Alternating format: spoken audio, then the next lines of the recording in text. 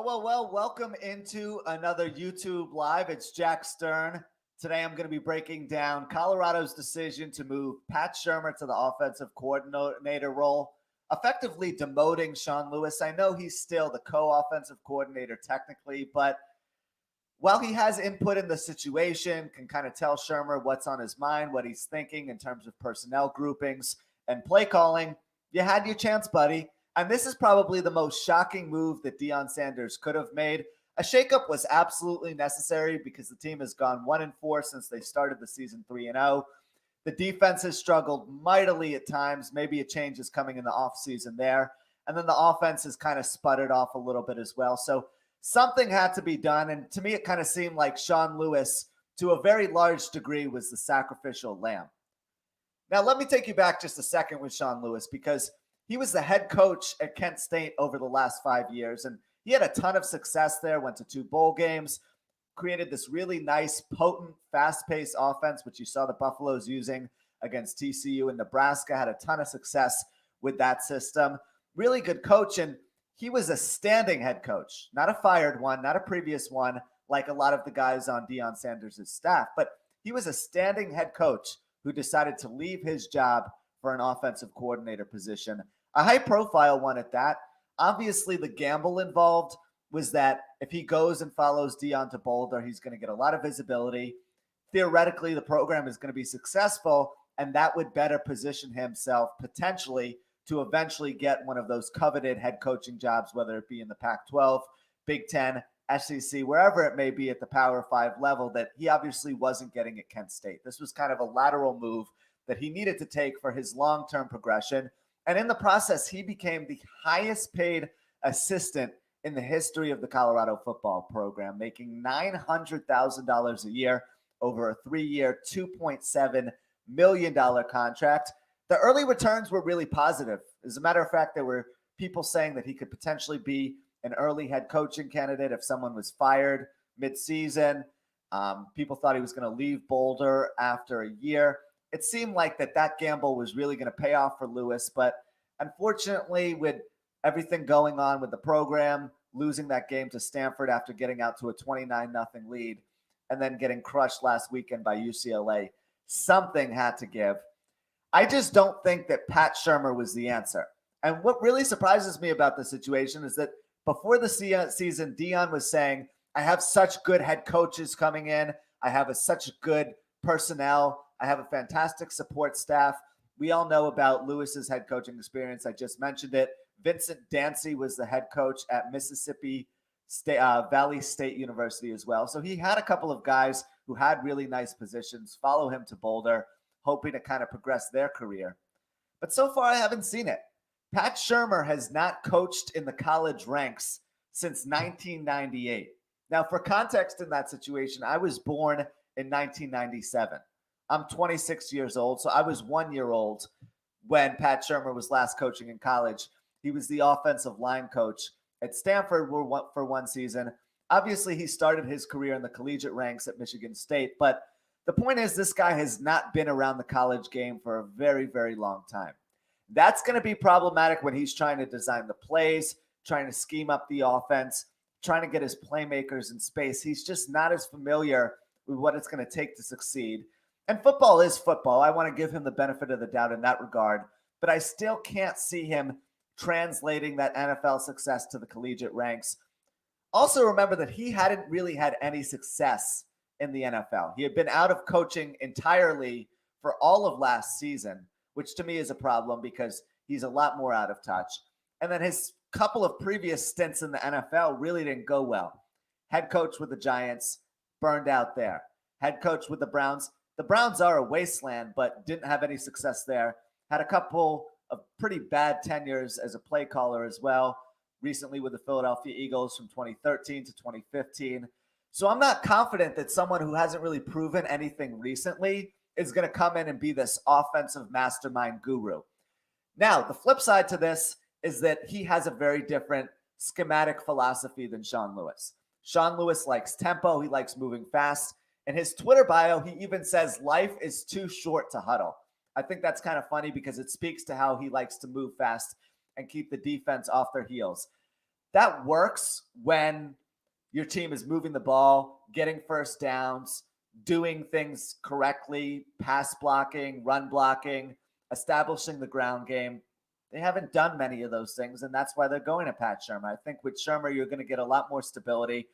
You're going to see more of a commitment to running the football because Colorado's rushing offense rather, ranks 128th out of 130 eligible FBS programs.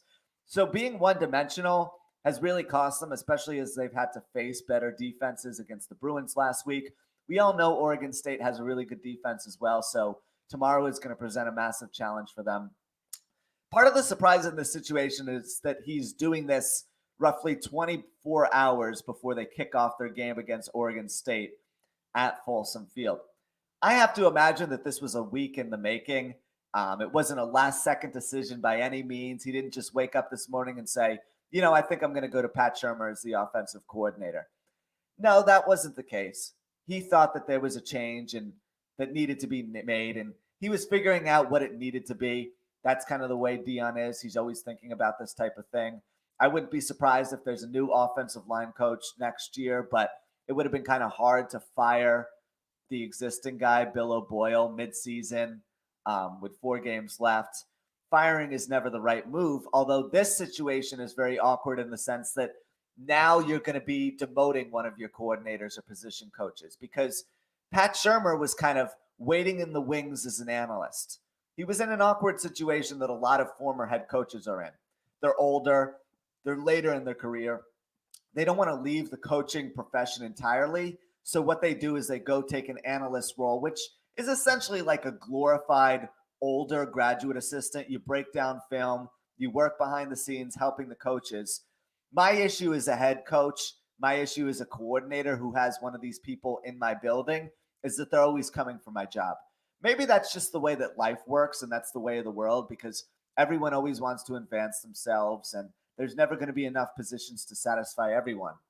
But at the same time, for a 37-year-old up-and-comer like Sean Lewis to be taking advice from Pat Shurmur, yeah, that might have been a little bit of an awkward dynamic, especially when Shurmur has NFL head coaching experience and you're trying to progress and get to the next rung on the ladder.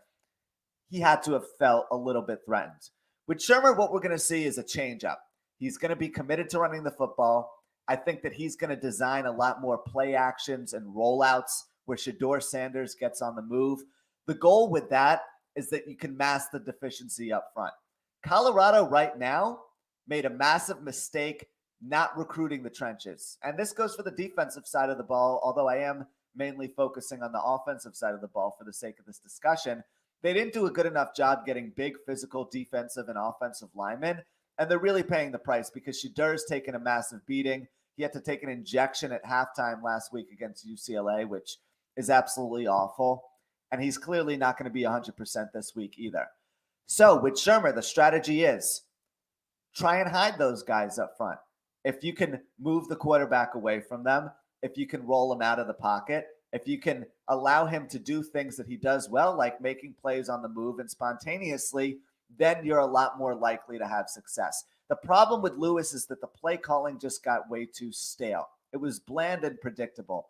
Shedeur was dropping back 5 steps, looking, going through his progressions. If he didn't see anything open, he wasn't getting rid of the ball either. So he was taking a lot of sacks, and that was moving them behind the sticks and putting them in really long down and distance situations, which felt like they were unmanageable.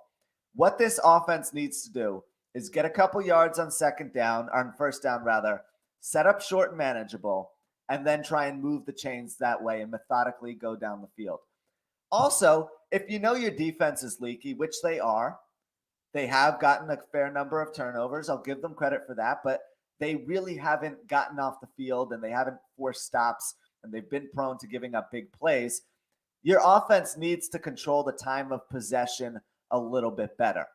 This move, although in my opinion it was a desperation move by all accounts, Pat Shurmur, I mentioned his track record, has not been good recently, gives them a little bit of a different dynamic here. It's a fresh flavor injected into the offense, if you will. And for those reasons, I think we're going to see a very different game plan tomorrow. Now, whether that works remains to be seen.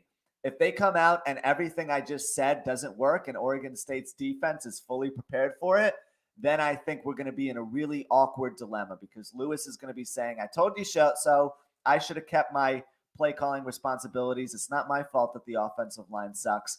And then we're going to have two offensive coordinators, co-offensive coordinators. I put that in air quotes because Pat Shurmur effectively is the offensive coordinator, given that he has play calling duties. We're going to see a really awkward dynamic between those two where Shurmur's kind of trying to wrestle control away from Lewis. I think Lewis may eventually end up leaving in the offseason if they don't give him play calling duties back. But we shall see. As much as Lewis was doing things wrong, the offense was humming along nicely. They were 5th in the Pac-12 in total offense. They weren't horrible. They've taken a step forward from a year ago. Granted, the players are a lot better, and you have one of the better quarterbacks in the nation now lining up under center.